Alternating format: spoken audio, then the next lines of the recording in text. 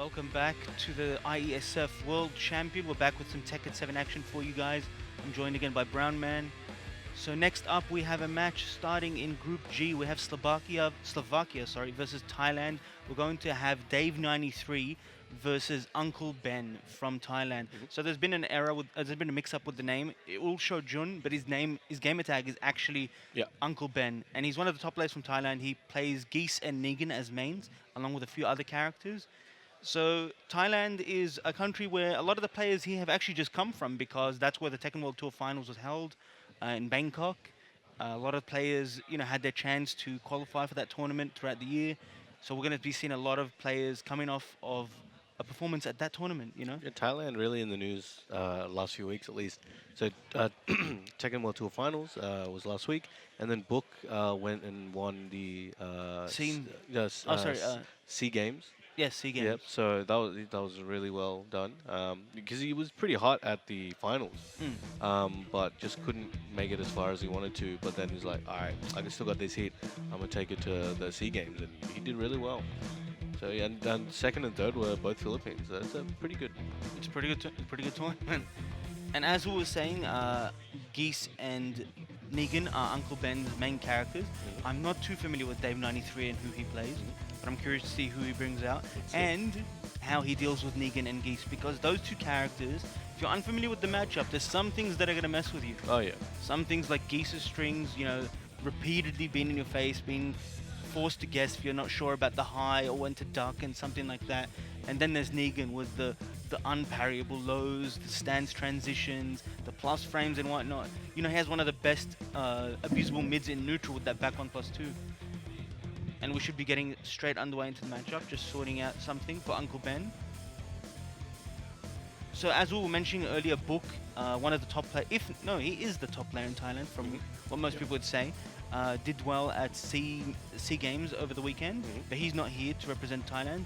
Instead, we have Uncle Ben in his place, who did win the tournament. In this tournament, to represent Thailand, Book actually placed 5th, if I'm not mistaken. Yep. So that was a stacked tournament. Oh yeah. And for Uncle Ben to come out on top of that, it just shows you how hard it was.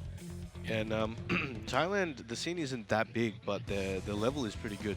So like you'll find a lot of people at a super high level, even though the scene's like just there's only a handful of players compared to other countries, but they're just really good.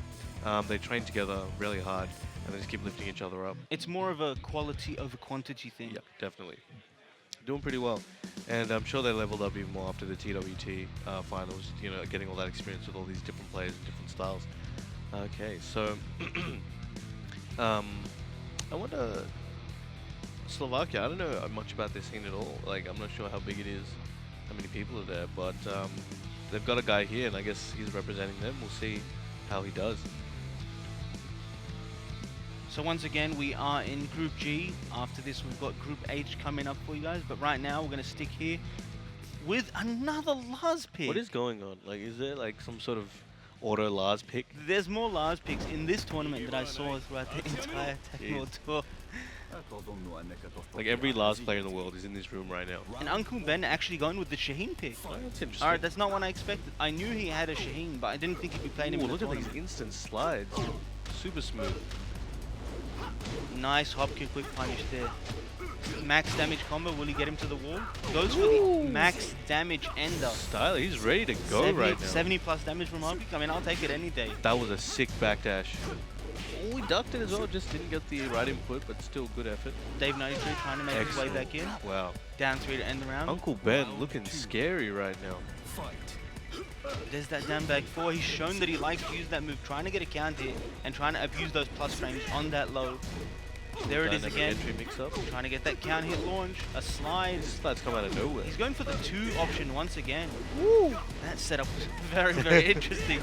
Ooh, I barely see anyone ever do that flip. It's more of a combo filler back in Tag 2. These days, you don't really see it that often. Ooh, did the flip into low. And there's that slide again. I don't know what to say about this. They just keep coming.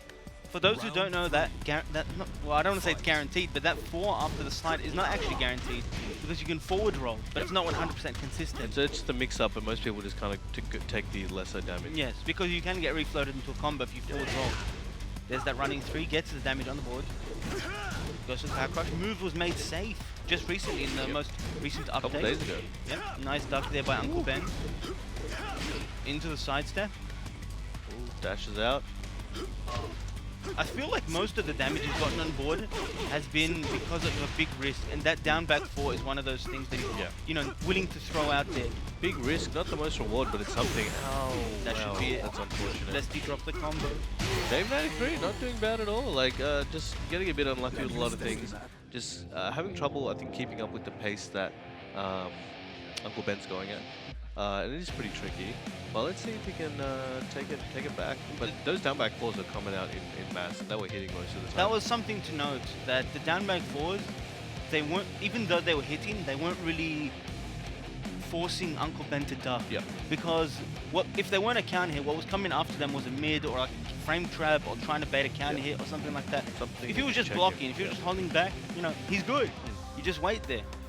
So, Dave 93 decides to go for an infinite stage. Let's see how it goes for him. Generally, Lars is one of the characters that favors heavily on wall stages. But maybe he could have wanted to take it away from Shaheen. Maybe he's like expecting to just really space this one out and just see if he can make it work. Starts with the backwards orbital, and there's the down back straight into that frame trap. It's not working. Dave 93 has to make some adjustments. He does have that shoe shine ready from full crouch after that down back 4. Will he make use of it? He's being a lot more patient than before. He's trying to... Oh, he's working him now, boy. Goes for the slide. No duck there by Dave 93. Oh, there's the counter hit finally. Wasn't ready for it, but still got a bit of damage there. And it might make Uncle Ben think twice next time.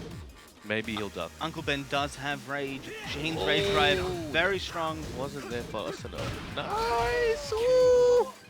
Does get the conversion this time. Dave 93. Second counter hit. That's very finally nice. puts himself on the board. And there's that slide once again. Instant slide, looking like right now. Deciding to go for a mix-up rather than the follow-up.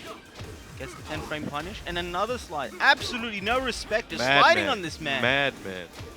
He's getting his lows out, getting the lows of his own out. There's that hop kick. Just walking away. He doesn't want to deal with the pressure.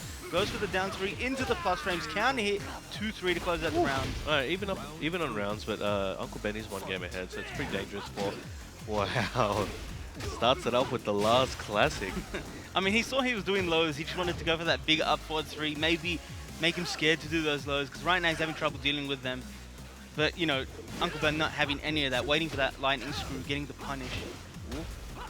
There's the back 4 trying to work with it. And the back 4 of his own. Nice punish on the 1-2-2. Swiping. See, I feel like Dave 93 is playing a lot more patiently. He doesn't want to overcommit. Goes for that launch. Oh, couldn't quite convert properly. Okay. Spacing out a little bit. Whiffing. And there's that counter. That's been happening way too many times. And Uncle Ben has picked up on that. Damn. Taking advantage of the situation.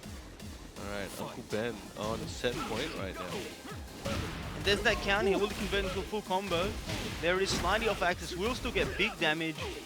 The ender does whiff. Goes for that down 1+2. Goes for the Oki into the orbital.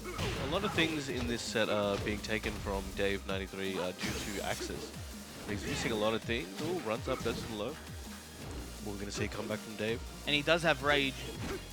I think he's trying to enforce rage drive situation. Oh, nice block. No punish. Goes for the mid. And the down forward 1. Safe mid poke to close it out. Take the 2-0 over Dave 93. That's interesting. That time you saw him run up and do the down forward 1 mid. I think every time he did the low, and it wasn't guaranteed, so I think he was expecting Dave to block that low that time. But he stood there still and blocked the mid. It was just one of those mini mind games I just noticed, but it was pretty good. Dave 93 unfortunately took an L there, but we've got an exciting match coming up. Kira versus Meat. The next match will be Switzerland versus Indonesia, and these are 2 of the top contenders in their groups. So we'll be going to that match after a quick break, and we'll see you guys soon. See you soon.